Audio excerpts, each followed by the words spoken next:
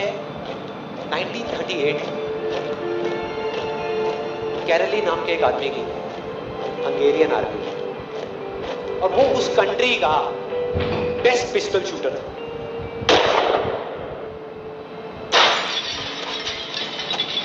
जितनी भी national championships हुई थी उस कंट्री में, उसको वो जीत चुका था। और सबको ऑलमोस्ट कंफर्म था कि 1940s में जो ओलंपिक्स होने वाले हैं उसमें गोल्ड मेडल कैरली को ही मिलेगा। और उसने सालों से ट्रेनिंग करी थी। उसका एक ही सपना था, एक ही फोकस था कि मुझे अपने इस हाथ को दुनिया का बेस्ट शूटिंग हैंड बनाना है, बेस्ट बनाना है, बेस्ट बनाना है। और वो कामयाब हो गया, उसने बना लिया बेस्ट शूटिंग हैंड। सिर्फ 2 साल का फर्क था। 1938 में एक आर्मी का ट्रेनिंग कैंप चल रहा था, क्योंकि वो आर्मी में था, तो एक एक्सीडेंट हो गया। उसके उसी हाथ में जिससे उसने गोल्ड मेडल जीतना था, उसमें एक हैंड ग्रेनेड फट गया और वो हाथ चला गया। जो उसका सपना था, जो फोकस था,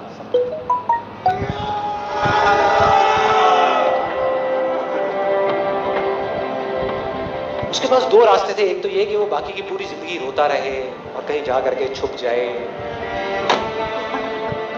या अपना जो गोल था जिस पे उसने फोकस किया हुआ था उसको पकड़ करके रखा। तो उसने फोकस किया उस पे नहीं जो चला गया था, जो उसके पास नहीं था। उसने फोकस किया उस पे जो उसके पास था।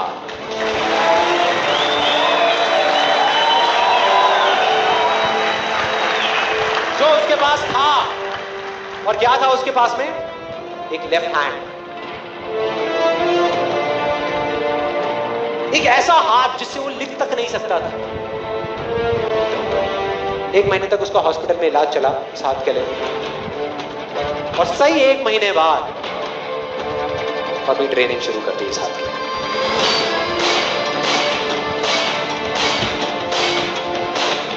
ट्रेनिंग के 1 साल बाद, मतलब कि 1939 में वो वापस आया। नेशनल चैंपियनशिप्स हो रही थी वहीं पे हंगरी में, और बाकी भी बहुत सारे पिस्टल शूटर्स थे वहां पे।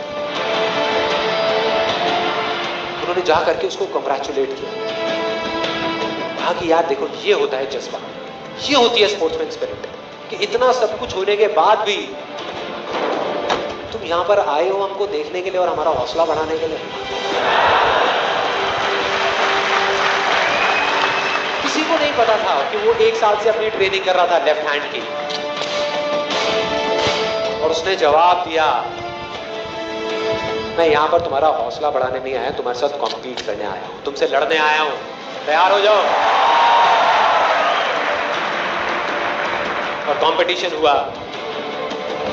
बाकी सब वहां पर जितने भी लोग थे वो कॉम्पीट कर रहे थे अपने बेस्ट हैंड से,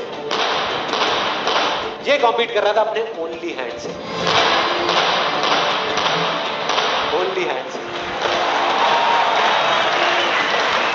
कौन जीता? The man with the only hand, Kairali जीत गया। लेकिन वो यहां नहीं रुका। उसका गोल क्लियर था कि मुझे इस हाथ को इस कंट्री का नहीं, इस पूरी दुनिया का बेस्ट शूटिंग हैंड बनाना है। उसने अपना सारा फोकस उठा करके डाला 1940 पे, जब ओलंपिक्स होने वाले थे। लेकिन 1940s के ओलंपिक्स कैंसिल हो गए वर्ल्ड वॉर की वजह से।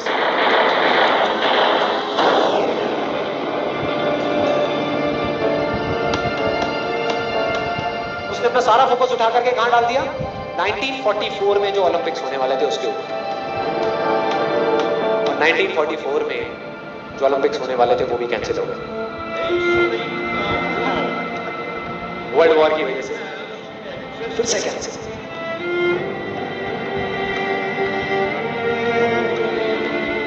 उसने अपना सारा फोकस उठा करके डाल दिया 1948 के ओलंपिक्स में। 1938 में उसकी एज थी 28 साल, 1948 में उसकी एज हो चुकी थी 38 इयर्स। और जो यंगर जो प्लेयर्स आते हैं निकल करके, उनसे कॉम्पीट करना मुश्किल होता चला जाता है। लेकिन मुश्किल नाम का ये वर्ड था ही नहीं उसकी डिक्शनरी में। वो गया, पूरे वर्ल्ड के बेस्ट शूटर्स आए हुए थे जो अपने बेस्ट हैंड से कॉम्पीट कर रहे थे, और ये अपने ओनली हैंड से कॉम्पीट कर रहा था। और कौन जीता? The man with the only hand.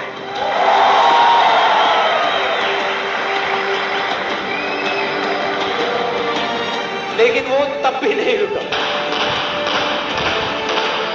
1952 Olympics, दोबारा कॉम्पीट किया उसने, और इस बार गोल्ड मेडल कौन जीता? गैरल हील। 4 साल बाद दोबारा से, और पूरी की पूरी हिस्ट्री को बदल करके रख दिया ओलंपिक्स।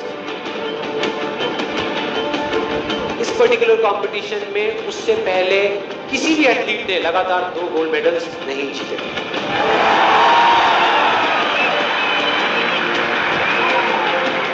अब किसी भी लूजर के पास चले जाओ, उसके पास लिस्ट होगी बहानों की कि मैं इस वजह से फेल हुआ अपनी लाइफ में, इस वजह से मैं कुछ नहीं कर पाया। बहुत लंबी लिस्ट है। और दूसरी तरफ विनर के पास चले जाओ, उसके पास में 1000 वजह होगी वो ना करने की जो वो करना चाहता है, सिर्फ एक वजह होगी वो करने की जो वो करना चाहता है, और वो कर जाएगा।